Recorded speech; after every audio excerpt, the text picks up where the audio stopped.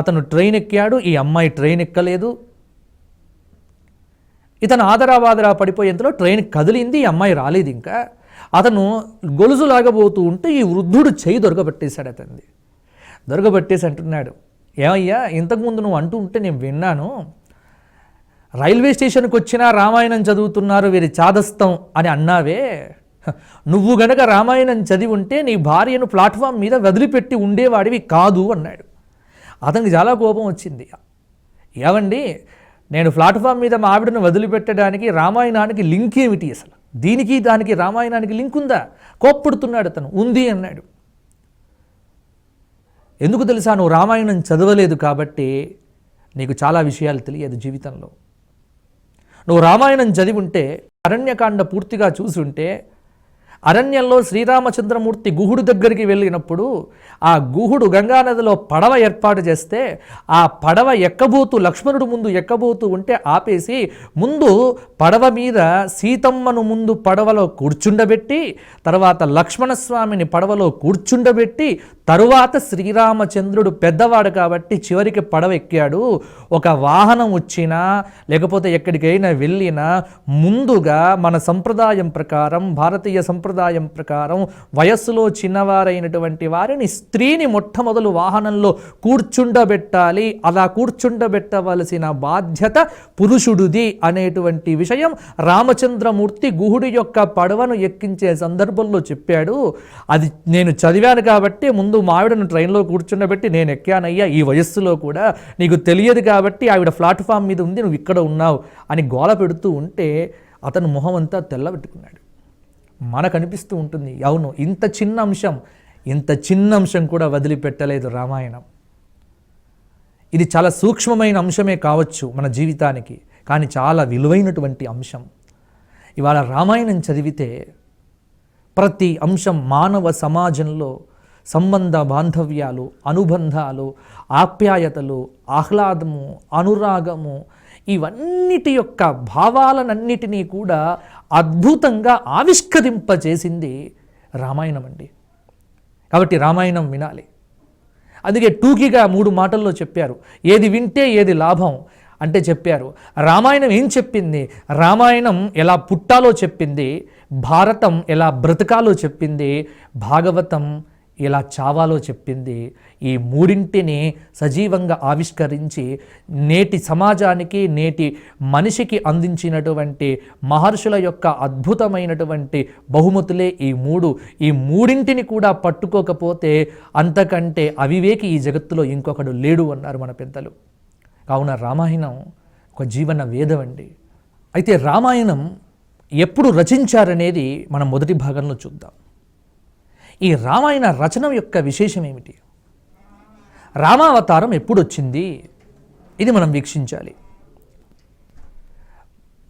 పురాణం చెప్పింది, వేద వేద్యే పరే పుంసి జాతే దశరథాత్మజే వేద ప్రాచేత సాదాసీత్ సాక్షాత్ రామాయణాత్మనా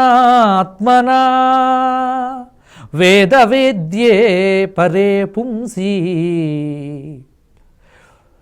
వేదవేద్యుడైనటువంటి పరమాత్మ రామభద్రుడిగా అవతరిస్తే ఆయనను నిత్యము స్తుతించినటువంటి ఆ వేదమే రామాయణంగా ఈ భూలోకంలో అవతరించింది అనేది మనకు పురాణంలో చెప్పినటువంటి మాట.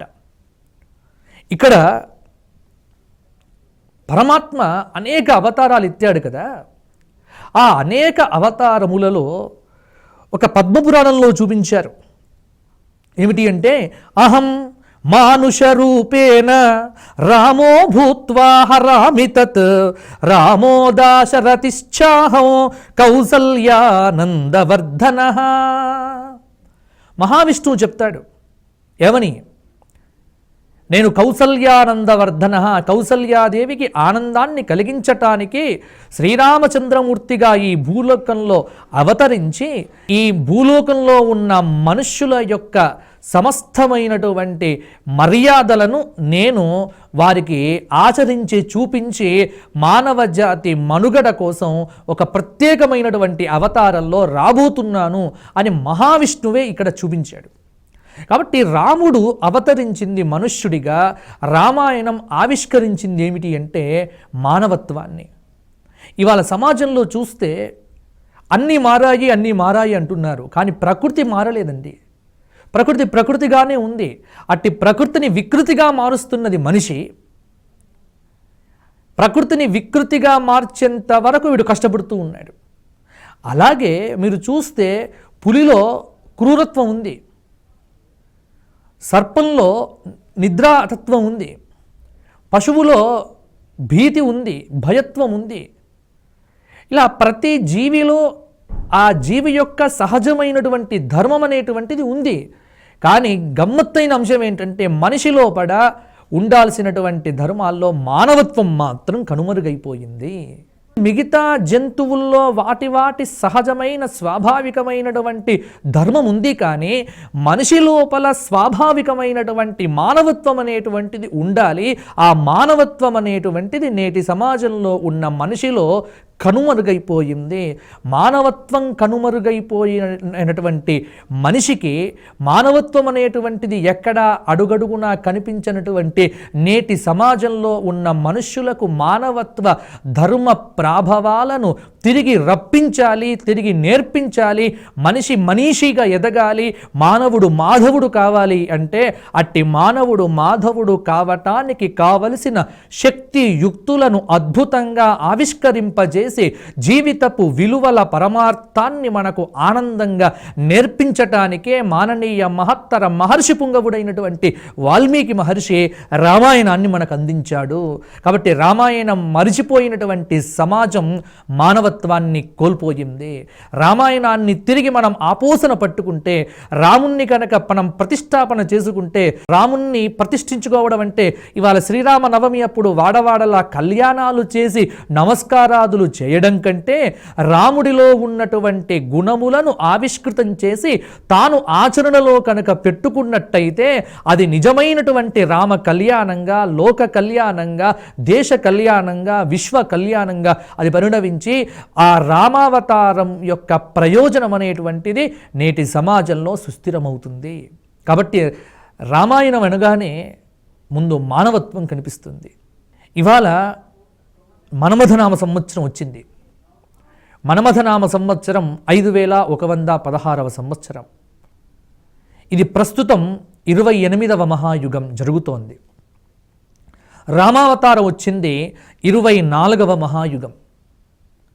24వ మహాయుగంలో, త్రేతాయుగంలో, విలంబినామ సంవత్సరంలో, ఉత్తరాయణంలో, చైత్రమాసంలో, కర్కాటక లగ్నంలో, అతిథి దేవతాకమైనటువంటి పునర్వసు నక్షత్రంలో, మధ్యాహ్న సమయంలో అఖిలాండకోటి బ్రహ్మాండ నాయకుడైనటువంటి ఆ పరంధాముడు శ్రీరామ భద్రుడిగా కౌసల్యాదేవి గర్భమునందు అవతరించినట్టుగా మనకు రామాయణం చెబుతోంది.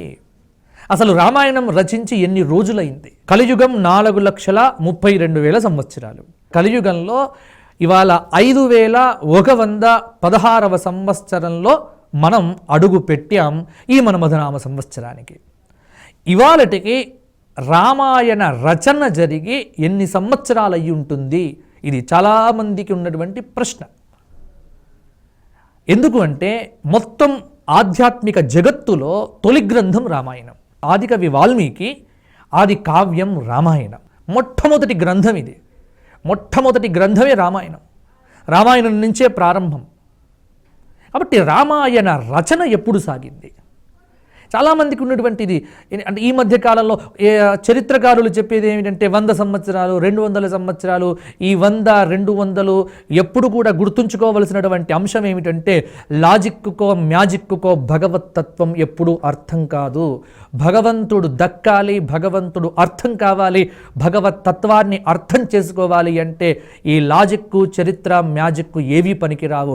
వీటన్నింటికి మించి నీ హృదయంలో ఒక ప్రగాఢమైనటువంటి ఆరాధనాపూర్వకమైనటువంటి విశ్వాసం జనించినట్లయితే ఆ విశ్వాసంలోనే నీకు ఆ దైవతత్వం అనేటువంటిది నీకు సాకారం అవుతుంది. అది నువ్వు తెలుసుకోవాలి. కాబట్టి రామాయణ రచనకు ఆధునికమైనటువంటి హేతువులను వెతకక్కర లేకుండగా ప్రమాణంగా రామాయణ రచన ఎప్పుడు సాగింది, రామాయణం రచించబడి ఎన్ని రోజులైంది, ప్రతి త్రేతాయుగంలో రాముడు వస్తాడా?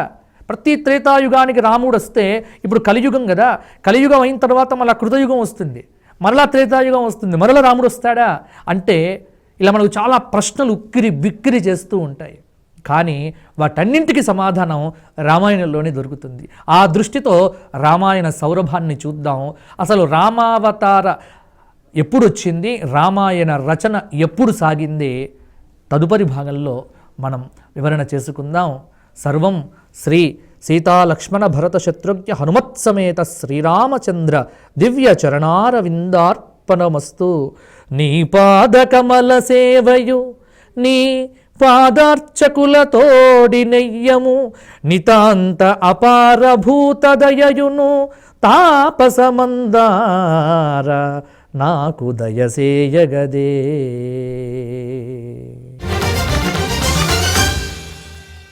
మీ అభిప్రాయాలను సూచనలను మాకు తెలియచేయాల్సిన చిరునామా భక్తి TV, care of Rachana television private limited, road number 92, Jubilee hills, Hyderabad 5,96,000. మా ఇమెయిల్ ఐడి bhaktihyd@gmail.com. మా వెబ్సైట్ www.bhaktitv.in. Phone number 9010222333.